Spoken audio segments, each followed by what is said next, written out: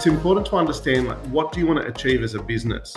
As business owners, as high-performing agents, as leaders in any real estate business, you get approached on a regular basis by the next tech, the next best thing. But actually, if you dig deeper, what you're currently using in your business is probably sufficient enough. It's just not being used correctly. I take Realtair, for example. There are thousands of agents that are using Realtair across the country, but do they understand the actual capabilities of the platform? And where we've come in to partner with Realtair is we have a solution where we will actually have someone run Realtair and use Realtair to its full capacity, which will in turn allow you to generate more listings, work at a more efficient level, and ultimately help grow your business. I think it's important to understand that Realtair and tech and offshoring should be used as enablers in your business. Utilize the tools to their full capacity, but I don't think it takes away from the fact that the agents need to be on the phones, doing the face-to-face and actually building the relationships. These collaborations, this tech and offshoring is all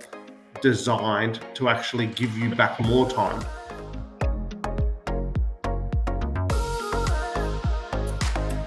Manor doing 800 plus deals a year, it's chaos. Like when you're doing that kind of volume, and I think there's something like 8 or 10 agents within the Manor brand that are writing over $1 million. So there are multiple transactions, a lot going on. Manor's now got a solution that is nurturing those cold medium leads while still allowing the agents to do their thing with the hot leads. It's been a great collaboration between Wingman and Manor. We actually train them on Realtair during the academy as part of our integration and onboarding process. We do a download of the tech stack that that business uses, and then we go into specialized training as to the specifics of that tech. So for example, with Jake and Manor, they told us their tech stack. Obviously Realtair is a part of that. They were very keen to ensure that the digital price updates facet of Realtair was utilized to its optimum.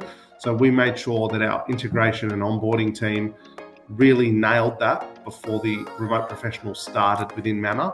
So the whole thought process behind that is they start day one, they know what they're doing, they know the task, they know the process. There's efficiencies being built immediately day one.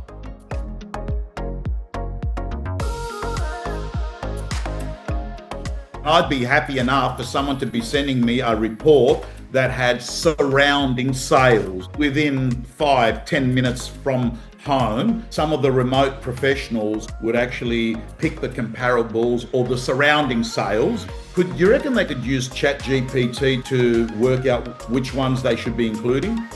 Yeah, they could. I mean, inside of Realtair, you can just filter. Realtair links in with all the data providers. So you can just go on radius. So it'll actually pick those up, the closest ones first, and they'll put them in.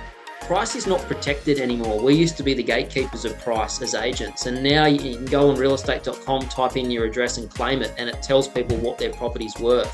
So although this is called a market update, really the purpose of this is to get back in front of the client with something that's branded, personalized and automated, and it has a system. So the price is just some information. It's all it really is. The key to this is the consistency in getting something of value back in front of that and getting someone's mind to go from not in real estate mode back into real estate mode.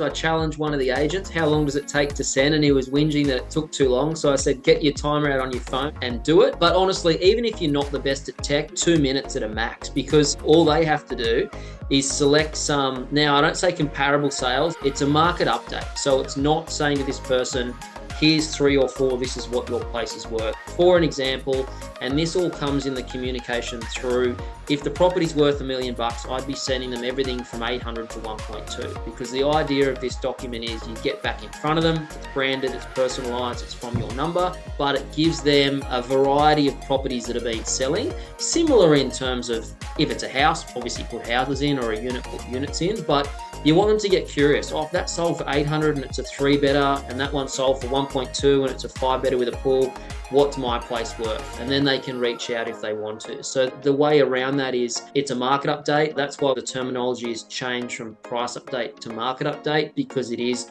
updating them on the market. On that update, it does say This is just some market activity. If you want something more specific for your place, click the button below, book appraisal, and we'll obviously give you something more personalised.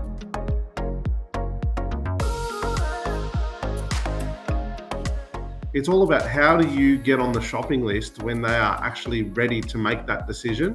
We've got a solution here. This is a huge step in the right direction to do that. Frequency build trusts, we've all heard that. Yes, they can go on ChatGPT and get the 3 closest sales, but can they get a beautiful document that's branded by them in their office that's sent to them? It's how do you get on the shopping list and find really efficient ways to lean on tech and offshoring to do that, so you can spend more time nurturing buyers, speaking to vendors. There's no secret sauce to real estate. It's consistency and hard work, but it does help warming up that data. If they've gotten something off you every month for the last year, you've got 12 touch points ahead of an agent that hasn't done that. If you're not doing it at the moment, are you going to change as an agent and start doing them tomorrow? Or are you better off getting someone else to do them for you so that at least they're getting done? Because let's face it, you're not going to get less busy. You're only going to get busier with more listings and as your career progresses.